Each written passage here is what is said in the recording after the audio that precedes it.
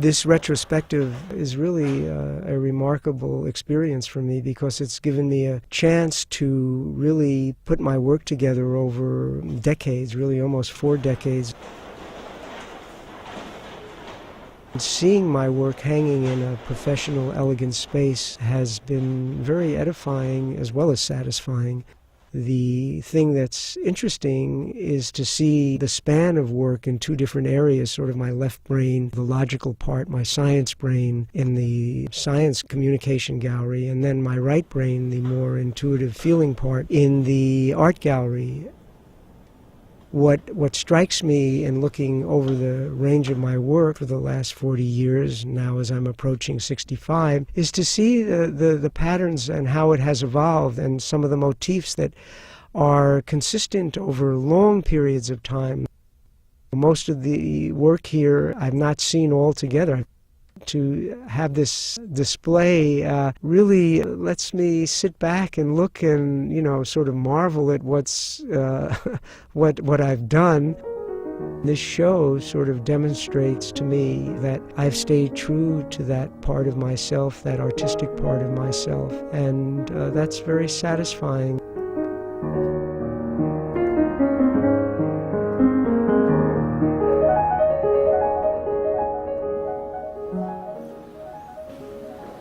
When I first saw his work, I was really touched by the light and the energy in the work. It really spoke to me.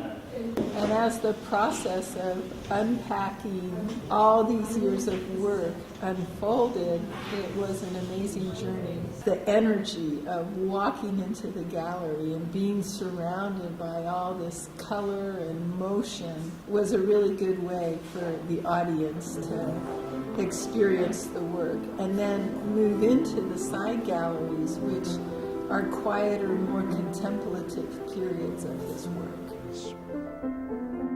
As somebody who grew up in New York City, Baja was one of my first really deep experiences of the natural world. Baja really was one of, I feel, my spots on this planet, and I was almost possessed by the energy there. It was so pure and austere and raw. What Baja and the Southwest period of my painting really represent is this openness to the broad expanse and vistas of nature. These drawings behind me, the Porter series and the Beggar series, were done in India in 2000, and I would go out with a sketchbook, and I'd go in the city or the railroad station in Delhi, and I'd just sketch people, and then I'd come back, and fortunately her mother, who's very fastidious about their home, gave me a room to work in. So she allowed him to make a mess in one of the rooms, which was a big and deal. she allowed him to actually raid the kitchen, where he raided all the spice cabinets and got the chili and the turmeric and coriander powder. This is an homage not only to the people of India, these series, even though they're troubling. They were troubling for me to do because it shows the poverty of India and the hardship that people face.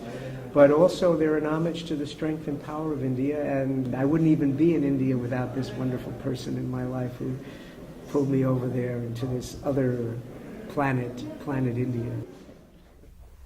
The spiritual landscapes evolved out of the Baja paintings and Southwest paintings. Stylistically, my work sort of evolved, and I started working with impastos, building up the surface of the canvas itself. The work really comes out of my deep love of the ocean and my deep connection with the ocean. It's really what brought me to San Diego as a graduate student to study at Scripps Institution of Oceanography. So there were paintings both done at night, the moon setting over the Pacific Ocean near the house in Del Mar, and the same thing would happen during the day, and did a whole series called Light Waves.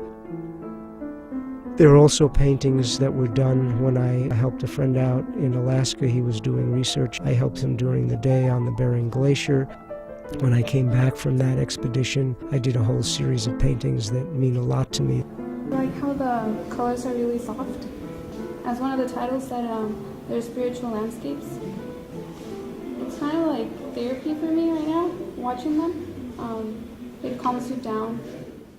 The release paintings are an evolution of my work from the more representational to the abstract. I'm really trying to capture pure energy as we experience our life and in the transition when we die. These paintings were done after the death of first my father and then my mother, and a sense of them sort of moving on in their energy domain. I mean, he's so connected with the human condition and the human emotion, and they're exemplified in his drawings. I mean, the way he works with the human face and the expressions. There is this flow of dynamic energy. All of the work is about growth, it's about change. The Moksha and Dark Forest paintings really are the works more recently done in India. Moksha is the Hindu concept of release and liberation.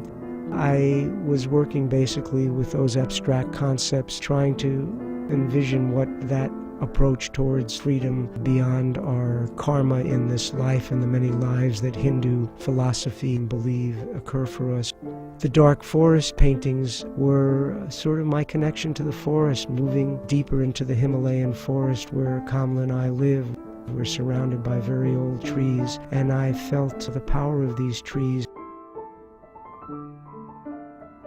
The science and environmental communications part of the exhibit really focuses on the professional work that I did and my companies did from 1980 through almost 2000. We were really working with the major science agencies in the United States, NASA, NOAA, and the U.S. Geological Survey, to communicate complex issues about the Earth system to all sorts of audiences, from young students to policymakers and the general public and academics. All of these concepts of global change and the human impact on the Earth, which were becoming much more apparent from satellite observations, were the driving force for all of this work with my staff at Internetwork and later Internetwork Media. The result is, of course, the country, in collaboration with the French Space Agency, has flown all these missions that we planned for. Really, it all began here with all these great graphics. Payson was really the taskmaster, man with the ideas. It's really created a scientific revolution. In our industry, everything is now computer to plate, everything is very, very heavy into computers. Payson Stevens was the pioneer in the printing industry of the computer, the disk outputs. Out of the print work and my early involvement with the digital technologies, we began to realize that this was the next new wave of communication and started developing some of the very first and pioneering multimedia CD-ROMs to create interactive experiences. The life cycle of a wave starts far at sea. We could combine video and audio and animations all in one interactive piece. Eventually, President Clinton in 1994 gave Internetwork the Presidential Design Award for this groundbreaking work. My work at the company CRM that started Psychology Today in the late 60s and had a college textbook division gave me the opportunity to start exploring and playing with the idea of paper folding in a book to explain complex scientific concepts. The DNA Central Dogma was the first one I did, and through a series of 3 or 4 folds you go through the main concepts of how DNA works. The structure-function fold-out was even more complicated because it compared the energy unit in animals, the mitochondria, to the energy unit in plants, chloroplast. The folding earth is one of the pieces that I'm most happy with in my career, and wanting to have sort of a multimedia experience of science even in a print format.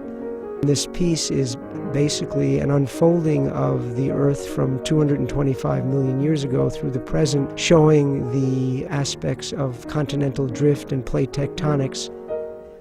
So what does it mean to be able to do science and art?